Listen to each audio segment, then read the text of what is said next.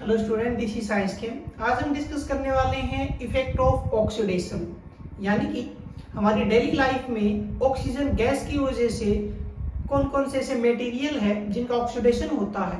तो दो main examples निकल के आते हैं। पहला होता है ऑक्सीडेशन ऑफ मेटल और दूसरा होता है ऑक्सीडेशन ऑफ फूड।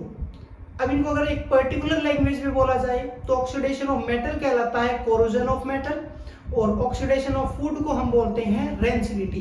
तो दो मेन एग्जांपल होते हैं, दो इफेक्ट नोट किए जाते हैं ऑक्सीडेशन के हमारी डेली लाइफ में।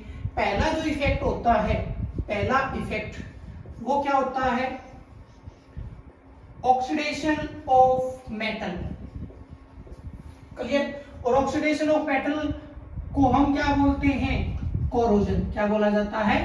कोरोजन बोला जाता है। और जो नंबर 2 होता है वो है oxidation of food material.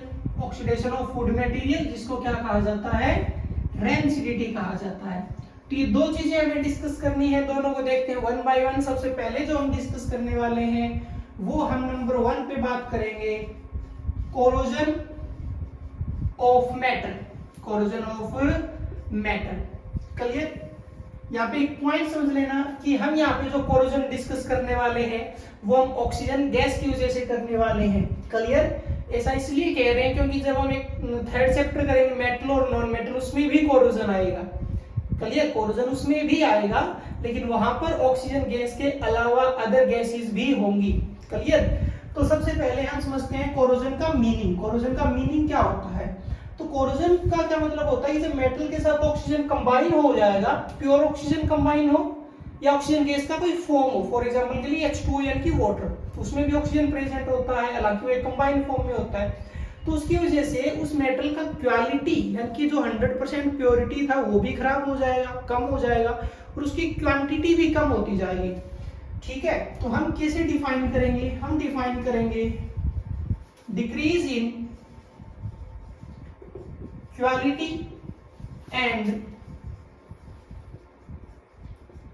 quantity of metal due to with time of metal with time। Time के साथ मेटल की क्वालिटी और क्वांटिटी का कम हो जाना क्या होता है, कोरोजन होता है। क्लियर? यानी कि अगर हम बात करें इसके रीजन की, इसका जो रीजन है वो क्या हो सकता है, पहला होगा एयर यानी कि प्योर ऑक्सीजन की हम बात करने वाले हैं। ठीक है? यहां इस केस में हालांकि एयर में तो बाकी गैसेस भी प्रेजेंट होती है। क्लियर? तो ऑक्सीजन गैस की हम बात करने वाले हैं। एक हम बात करने वाले हैं मॉइस्चर की। किसकी बात करने वाले हैं? मॉइस्चर की। मॉइस्चर का मतलब क्या होता है, वाटर वेपर। क्या होता है? वाटर वेपर, यानी कुल मिला के H2O की बात होने वाली है। और भी रीजन हो सकते हैं, जैसे कि एसिड भी आता है। एसिड की वजह से भी कोरोजन होता है। क्लियर? तो ध्यान रख लेना, इफेक्ट ऑफ ऑक्सीडेशन में दो इफेक्ट, ऑक्सीडेशन ऑफ मेटल जिसको हम कोरोजन कहने वाले हैं, ऑक्सीडेशन ऑफ फूड जो रेंसिडिटी होता है। और कोरोजन की मीनिंग में क्या आता है कि क्वालिटी और क्वांटिटी का डिक्रीज हो जाना। क्लियर? रीजंस की बात करें तो air, moisture, acid. Clear? Okay. अब अगर बात करेंगे कौन कौन से ऐसे मेटल हैं जिनका ऑक्सीडेशन होता है। ठीक है? तो जब हम थर्ड चैप्टर की बात करेंगे तो वहां पे तो देखिए आयरन आएगा, सिल्वर आएगा, गोल्ड है, प्लेटिनम है, एल्यूमिनियम है, ये बहुत सारे मेटल आने वाले हैं। यहाँ हमें सिर्फ अगर ऑक्सीजन की वजह से डिस्कस करना है तो यहाँ पे हम बात करने वाले हैं एग्जाम्पल किसका, आयरन का, यानी कि कोरोजन ऑफ आयरन की हम बात करने वाले हैं। कोरोजन ऑफ आयरन की हम बात करने वाले हैं। क्लियर? और कोरोजन ऑफ आयरन को एक नॉर्मल वर्डिंग में क्या बोला जाता है, रस्टिंग ऑफ आयरन। क्या बोला जाता है? रस्टिंग ऑफ आयरन बोला जाता है। रस्टिंग ऑफ आयरन बोला जाता है। इसका मतलब क्या हुआ? इसका मतलब ये हुआ कि ये हमारा आयरन होगा और आयरन का होगा ऑक्सीडेशन, और ऑक्सीडेशन होने के बाद वो बनाएगा रस्ट ऑफ आयरन। क्या बनाएगा? रस्ट ऑफ आयरन बनाएगा। इसको हम बोलते हैं रस्टिंग ऑफ आयरन। और रीजन क्या होगा? ऑक्सीजन गैस और वाटर। ये दो ऐसे कंडीशन है जिनकी वजह से आयरन का कोरोजन होगा, जो प्रोडक्ट बन के आएगा उस प्रोडक्ट को हम क्या बोलेंगे, रस्ट ऑफ आयरन बोलेंगे। क्लियर, नोट कीजिए। तो हम जो एग्जांपल डिस्कस कर रहे हैं वो कोरोजन ऑफ आयरन है, और कोरोजन को क्या बोला जाता है, रस्टिंग ऑफ आयरन भी बोला जाता है, रस्टिंग ऑफ आयरन भी बोला जाता है। आगे बढ़ते हैं। अभी आज के लेक्चर में सिर्फ हम यही कवर करेंगे, कोरोजन ऑफ मेटल ही हम कवर करेंगे, रेंसिडिटी हम नेक्स्ट में बात करने वाले हैं। ठीक है, तो जनरल फॉर्म मैंने लिख दिया। तो कोरोजन ऑफ आयरन का जो रीजन है, या आप ये कह सकते हो कोरोजन का जो कंडीशन है, वो कंडीशन क्या हो सकता है, वो कंडीशन होगा एक तो ऑक्सीजन गैस और एक होगा वाटर H2O।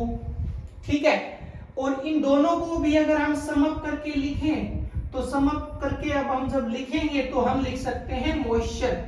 क्या लिख सकते हैं, मॉइस्चर। मॉइस्चर का मतलब क्या होता है कि एयर के अंदर क्या प्रेजेंट होते हैं, वाटर वेपर, यानी कि रस्टिंग के लिए, जंग लगने के लिए जरूरी नहीं है कि लोहे के ऊपर पानी डाला ही जाए, यानी कि जो बाहर की नमी होती है, हवा में जो नमी मौजूद है, उस नमी की वजह से भी लोहा खराब हो सकता है।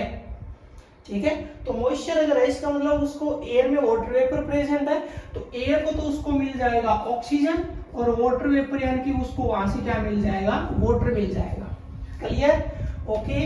तो ये रहा आयरन, और ये कंबाइन होगा किसके साथ, ऑक्सीजन की गैस के साथ, और फिर आते हैं यहाँ पे वाटर मॉलिक्यूल। अब देखिए यहाँ पे वेरिएबल यूज किया जाता है एक्स। क्या यूज किया जाता है, एक्स, कि कितने वाटर मॉलिक्यूल चाहिए, ये अलग अलग हो सकते हैं। जितना वाटर जाएगा आयरन के साथ, जितना वाटर जुड़ेगा, वो एज इट इज उतना का उतना ही कहां पर प्रेजेंट होगा, प्रोडक्ट के अंदर प्रेजेंट होगा। जितने मॉलिक्यूल होंगे, यहाँ पे एक्स था तो ये एक्स एज इट इज है यहाँ पर। क्लियर, x का वैल्यू अगर यहाँ पे 1 है तो यहाँ भी 1 होगा, अगर 2 मॉलिक्यूल है तो 2 होंगे, अगर 10 है तो 10 होंगे, यानी कि वाटर मॉलिक्यूल ब्रेक नहीं होता, एज इट इज, यानी कि कहते हैं लोहा रस्ट होने के बाद, रस्टिंग के बाद लोहा फूल जाता है। ठीक है, ठीक है, तो ये है आयरन, ऑक्सीजन गैस, और इसको हम बोलते हैं रस्ट ऑफ आयरन, या सिर्फ रस्ट लिख सकते हैं। अब देखो इस प्रोडक्ट के अंदर water as it is present है, ठीक है, हमने डॉट लगाकर अलग से लिखा है, तो इसको बोला जाता है हाइड्रेटेड, क्या बोला जाता है इसको, hydrated iron oxide, hydrated iron oxide बोला जाता है। क्लियर, हाइड्रेटेड का मतलब देखो दो तरीके के केमिकल कंपाउंड होते हैं, या दो तरीके के मॉलिक्यूल होते हैं, हाइड्रस और अनहाइड्रस, यानी कि एक जिनमें वाटर प्रेजेंट है और एक जिनमें वाटर प्रेजेंट है नहीं, हाइड्रेटेड और अनहाइड्रेटेड। क्लियर, अगर बात की जाए इसके बैलेंसिंग की, तो बैलेंसिंग में यहाँ पे 4 3 2 6 और 6 2 4 4, इसका बैलेंसिंग है, चाहो तो आप अलग से करके भी देख सकते हो। क्लियर, यानी कि रस्ट होगा तो इसका एक पर्टिकुलर कलर भी आता है, और कलर आता है तो हम इसको कलर कौन सा डिफाइन करते हैं, एक रेड ब्राउन जैसा कलर आता है। ठीक है, एक रेंज होता है कलर का। ठीक है, तो ध्यान रखना कंडीशन क्या है, ऑक्सीजन और वाटर अलग अलग मिले चाहे, या एक मॉइस्चर, एक दोनों की फॉर्म भी हो सकती है। ओके, अब क्वेश्चन ये आता है कि इस रस्टिंग को हम कैसे रोक सकते हैं, यानी कि अगर हमें इसको रोकना पड़े तो इसको हम कैसे रोक सकते हैं। तो देखिए पहला तो क्वेश्चन ये आ जाता है कि ये कनेक्शन हटा दिया जाए, कि अगर आयरन का पीस, कोई भी आयरन मटेरियल अगर रखा है तो हम उनके बीच का कनेक्शन ब्रेक कर दें, यानी कि उस आयरन के सरफेस तक ऑक्सीजन और वाटर वो पहुंचे ही ना। तो उसके लिए क्या किया जा सकता है, उसके लिए क्या किया जा सकता है कि हम क्या अप्लाई कर सकते हैं, हम अप्लाई कर सकते हैं कलर। क्या अप्लाई कर सकते हैं, कलर, यानी कि हम क्या कर सकते हैं, उसको पेंट कर सकते हैं, कलर अप्लाई कर सकते हैं। उसके सरफेस पर हम क्या कर सकते हैं, ऑयल अप्लाई कर सकते हैं, उसके सरफेस पर हम ग्रीस अप्लाई कर सकते हैं। इसकी वजह से क्या होगा, एक कनेक्शन ब्रेक हो जाता है।